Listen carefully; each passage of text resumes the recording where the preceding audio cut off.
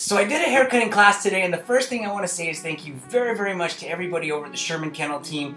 You guys are super awesome. I really appreciate you having me. Thank you so very much. It was also a ton of fun to see everybody again. Mary Joanne, it was great seeing you guys. Thank you for having me. I really, really appreciate it. I also want to thank Elizabeth, my model, and I want to thank my dad, Francine and Shelby, for coming along and showing some support as well. I really appreciate that. We basically did a graduated layered haircut today. We left the top a little bit longer for some versatility. I hope you guys enjoy this haircut. Once again, I want to thank everybody, and I want to thank the Sherman Kennel team. Once again, you guys were super awesome. Thanks for having me. I really, really appreciate it. Okay, so I'm just taking it in my fingers first, just to get rid of a lot of that length. The next thing I'm going to do is I'm going to cut it much cleaner by taking my scissors, actually putting them onto the skin without holding the hair, so that I can get a nice closer line. You want to pull the ear back, obviously, so we don't cut it. And you're just going to go through and kind of clean up this line, sharpening it up. You want to keep the sections nice and clean, straight down, and then you can part it away. And then we always know where we're working. So this will be straight back. This first section will be straight back. Okay.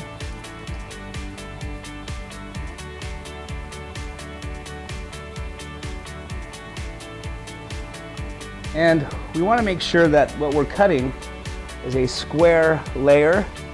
You want to be careful that your fingers don't do that, because then what you're going to do is you're going to cut the crown too short.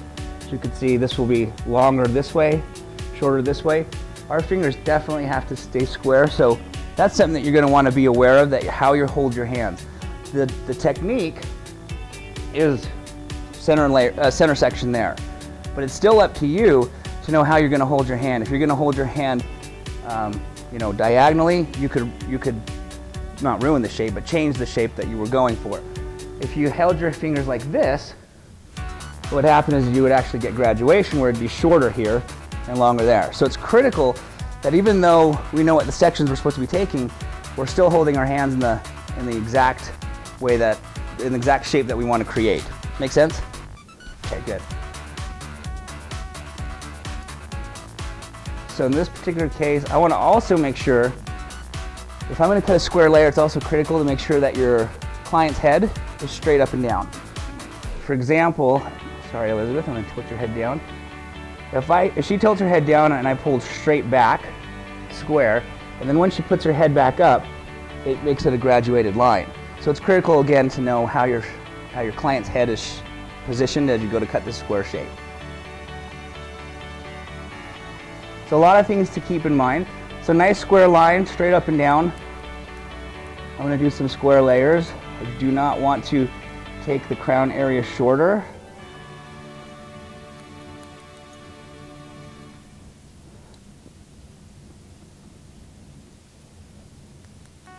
Okay, after you cut your section, comb that hair down, take a peek at it, see how it's laying.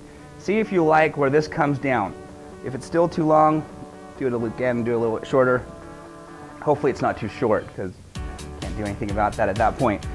So what I'll do is I'll just kind of take it, and I'm just going to like move it around so I can see how it lays on the hair.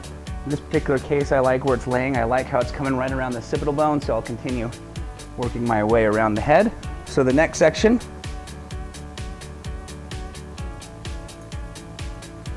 is just going to be to the side of it.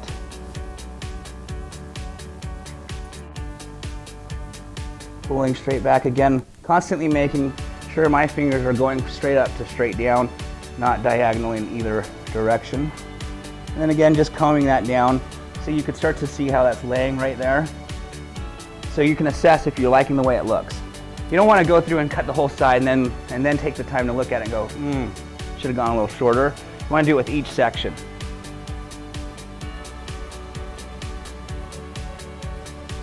Okay, next section, over directing back to the previous section. I'm going to pull straight out on the side, right above the ear.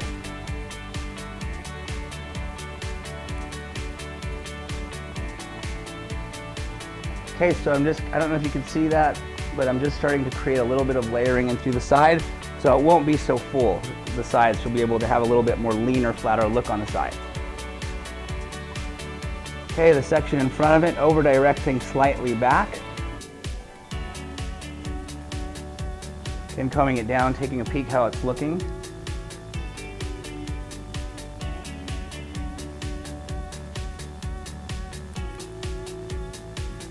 And then just go ahead and comb all the hair in the front, slightly back.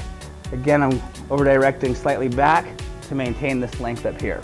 Okay, so I'm gonna take a section here in the middle, just right here at the neck area. Pulling the hair out. And basically, that layer right there that we were pulling out is our guide. So you could barely see this piece right here. I just pulled out. That's our guide to now start going in towards the neck. Okay.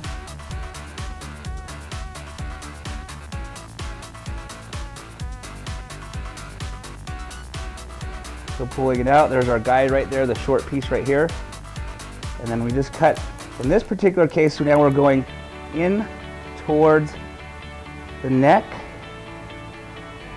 So we do want our fingers now not to be square, but angled. Okay, next section to the left of it, over directing. You can see the guide underneath that we just cut. Cutting right at that guide.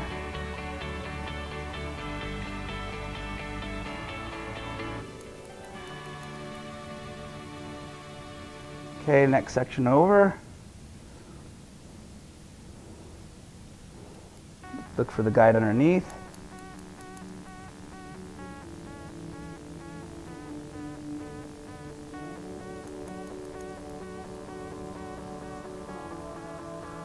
Okay, again, combing it down, taking a look at these last couple sections that I did, making sure I like the way it's laying.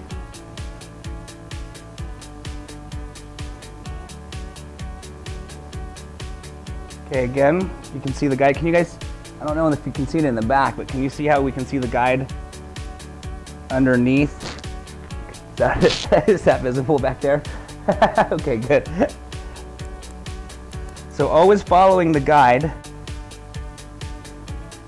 Okay, so now I'm taking another section. It's critical that I find my guideline underneath.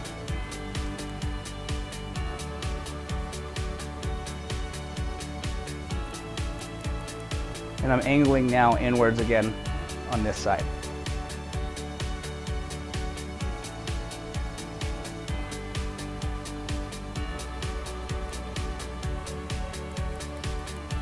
Okay, pulling to the previous section.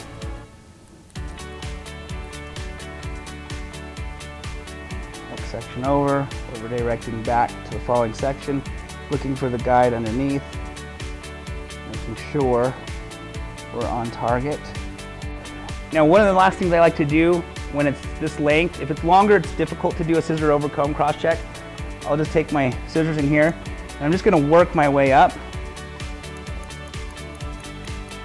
And again, just dusting. You see that little, barely anything's coming off. You wanna be very careful that you're very steady as you do this, because if you're not, you'll create a hard line or a hole. This piece right there I'll use as my guide.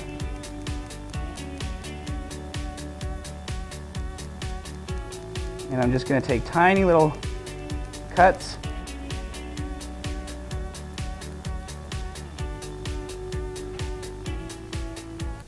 Okay, so I'm just going through and finalizing the connection from what we did earlier to the disconnected part at the top.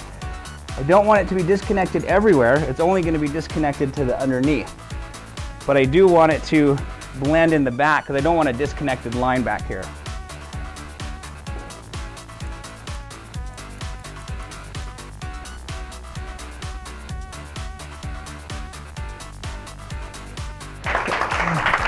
Thank you.